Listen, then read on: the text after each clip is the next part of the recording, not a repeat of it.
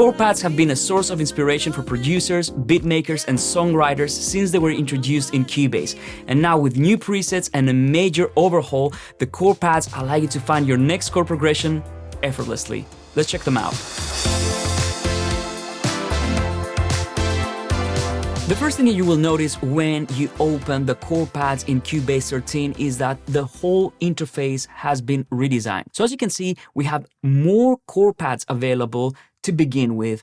And if I want, I can open my editor right here. And here is where I can find the circle of fifths, I can find my chord editor, and I can also find my list of my suggested chords. The chord pads themselves still work in the same exact way. So I can trigger the chord pads like this on my keyboard, or I can just trigger them using my mouse.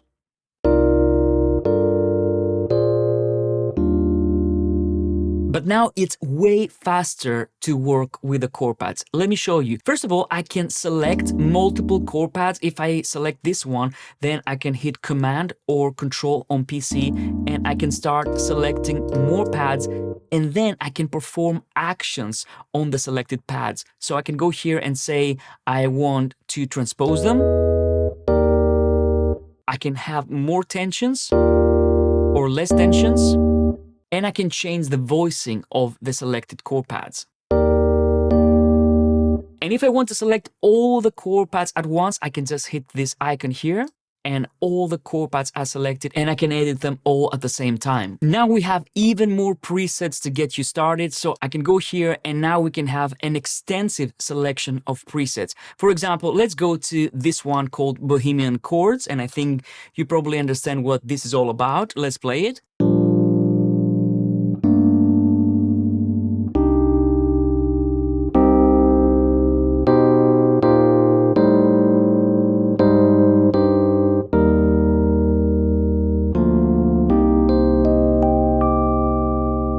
Okay, now let's say that I like this chord progression, but I want to change the key so that it fits my voice. Maybe you're a singer-songwriter and you want to change these chords to fit your voice. So if you want, you can go here and you can change the root key. So right now we're in B flat major. Maybe I want to go to G major.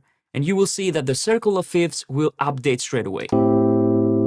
There you go. So now we have the same chord progression.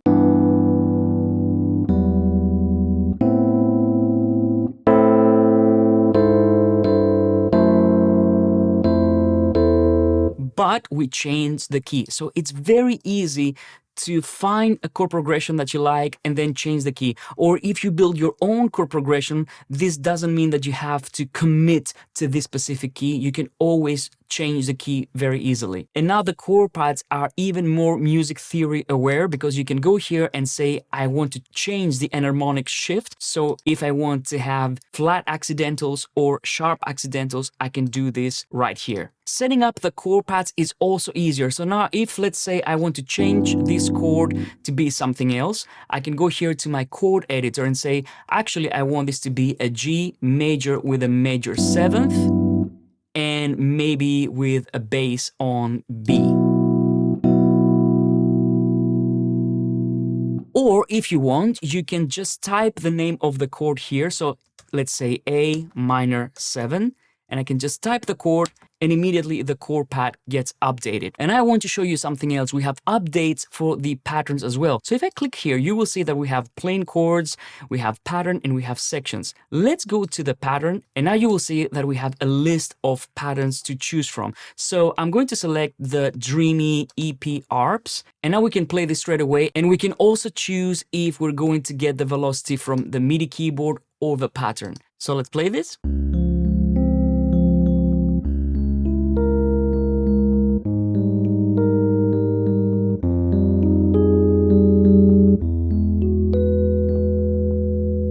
And another thing that you can do is if you have a MIDI part that you want to use as a pattern, you can go here, you can drag it and drop it, and immediately you can use this MIDI pattern.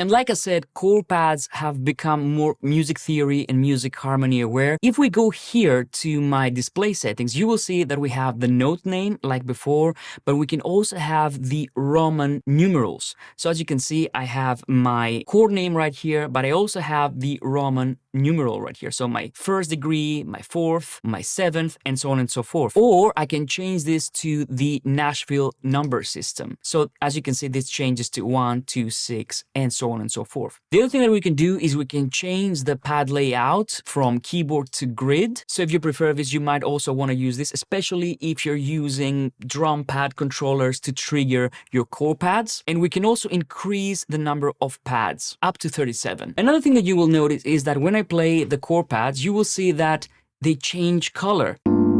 So this gives me an indication of where I can go next. So the greener the pad, the more of a natural sequence is going to be. So when I select this chord pad, it's going to be very natural if I go to the C minor 7 here because it's green, but it's going to be a little more adventurous if I go to the D minor right here. So the colors give you an indication of where you can go next if you're unsure about this. And another cool thing is we can show the pattern play progress. So if I click on this, you will see that I can see the pattern progress right here.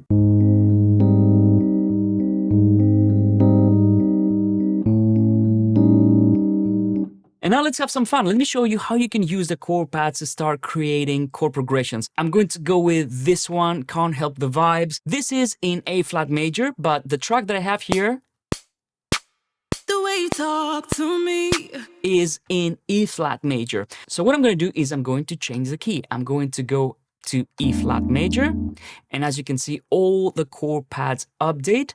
And now let's trigger some chords with these vocals. The way you talk to me is killing me softly, but I don't mind, 'cause it makes me feel alive. The way you talk to me is killing me softly, but I don't mind.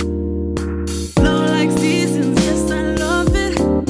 Yeah, got my body needing, wanting. Flow like seasons, yes, I love it. Yeah, got my body needing, wanting.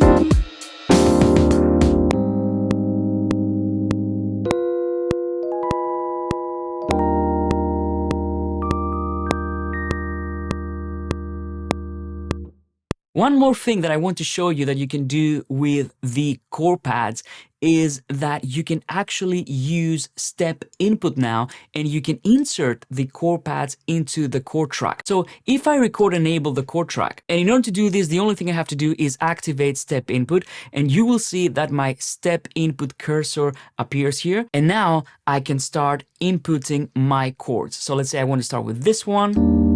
This is immediately added to the chord track. And of course, I can move my cursor like this, and I can select where I'm going to place my chords.